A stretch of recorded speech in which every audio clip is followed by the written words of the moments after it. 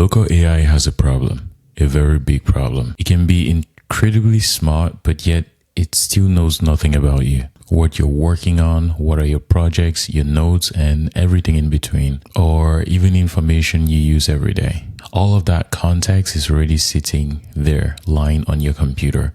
We're talking about PDFs, screenshots you take, documents, notes, and so on. But the thing is, if you want to have to access this information, you need to upload it to a cloud software like maybe Google Drive, and then you would have all of these intelligent features on top of your data. But what about people like us who don't want to share our data with these big tech companies? Now, I'm not going to waste so much time in this video because today we're going to do a show and tell. We're going to hit straight right into the video.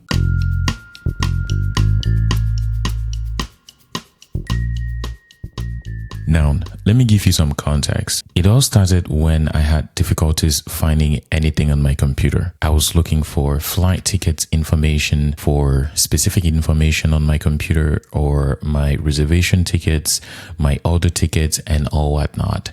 And even screenshots I took a while back, I was looking for specific information on those particular screenshots. That is where the problem came out from. I have so many files on my desktop and on my computer in my download folder, so much that I find it extremely difficult to find a specific file I'm looking for. So with this problem, I decided to build OpenMind. So instead of telling you what OpenMind does, I think it's better I show you what OpenMind is in action. I'm going to open OpenMind's front end here. For additional context, OpenMind has been built from the ground up as a CLI tool, and it has been made available via API, which everything works locally, 100% locally. None of your data is being synced to the cloud or whatsoever thing. Well, this works for me, and that's why I decided to make its code open source and, hear what people out there have to say about it. Now, I'm going to launch the front end here, and the idea is very simple. This front end is talking to the OpenMind core, which is the backend service that powers OpenMind. So it's exposing the OpenMind core functionalities via an API.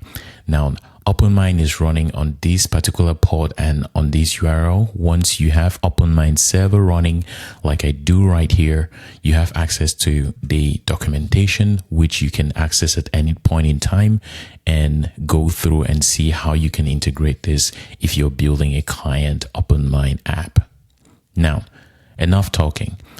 The concept is very simple. If I'm looking for a specific file on my computer, I just need to index those files. I index directories, and pretty much that's it. Once a directory or a specific path has been indexed, I can search that directory in OpenMind. I just need to come here, and I don't need to remember the specific name of the file I'm looking for. I just need to remember the idea of what I'm looking for. Let's have a basic example. I have a document on my desktop which contains my GPA, and I forgot where I stored it. All I need to do is search my transcript document. I just hit enter, and it's going to return to me all of the files that are relevant to this particular keyword.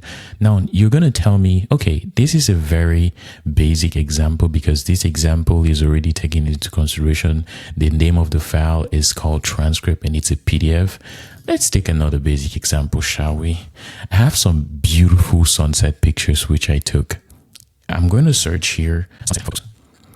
Remember, I don't need to type the name of the file. I just need to type the meaning or the idea behind that file. It took quite some time here, but as we can see, we have some documents which were returned. Of course, it's not perfect yet. My rack setup is not 100% perfect, but you get the idea. You see here, it pulled the photo, and all I need to do is just click here, and it's going to show me the sunset photo which I took. The search feature is still in its first initial phases, and it's in no way perfect. I'm not going to sit here and brag to you that the results are actually really good. And maybe the issue lies in the way I have this set up. So what happens is I have everything in my vector DB, all of my embeddings and everything in my vector DB.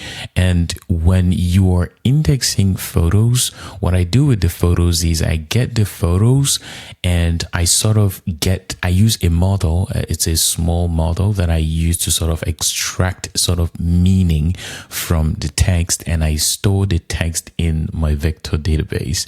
Now, is this the best way to do it? I'm not sure. If you know a best way to do it, please drop it down in the comment section below. I would really be happy to learn from you guys. The reason why I don't want to save the media to the vector DB is because I don't want it to grow in size and, essentially just bloat the user's computer or my computer in this case.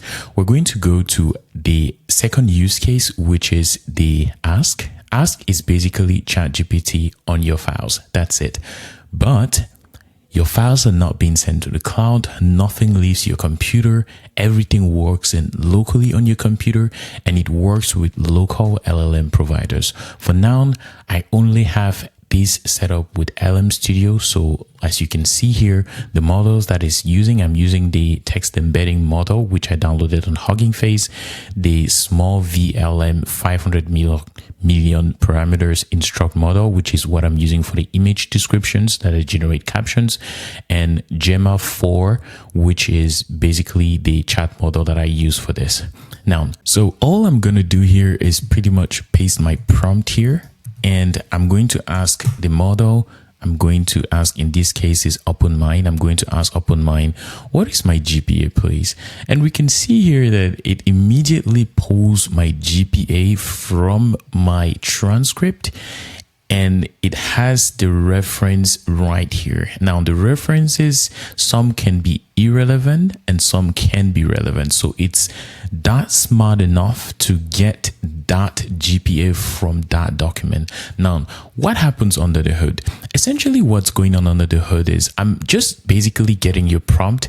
Once I get your prompt, convert your point into tokens, and I just go straight to my vector database and I look for a matching context, and I return that with the sources to the LLM, which in turn returns me the answer to my specific question.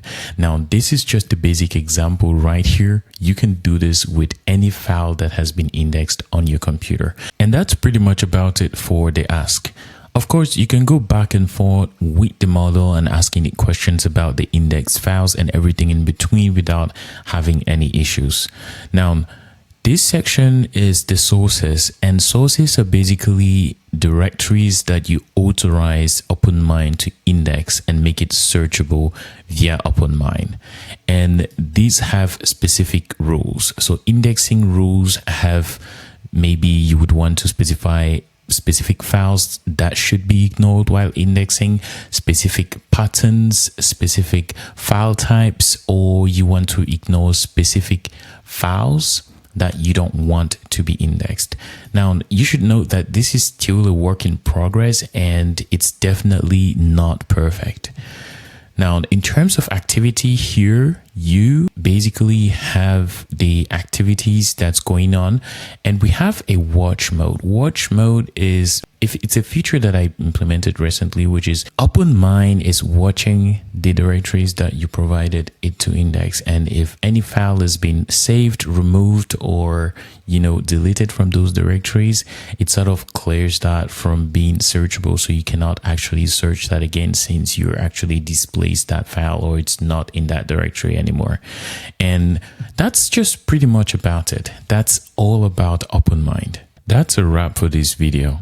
A local AI memory for your local AI models that you already have running locally on your hardware. There is still a lot to build, but the foundation is starting to work, at least for me. On this channel, we explore local AI, understand how these systems work, and build real projects around them. So subscribe if that sounds interesting. And I will keep sharing the OpenMind journey as I build. Thank you so much for watching this video. If you enjoyed this video, please smash that like button, subscribe to this YouTube channel, and I'll see you guys in the next one. Peace. Oh, and I forgot to mention, as usual, I'm going to drop the link to the repo down in the comment section below so you guys can have a look at it and, play around with it and let me know what you think. Peace.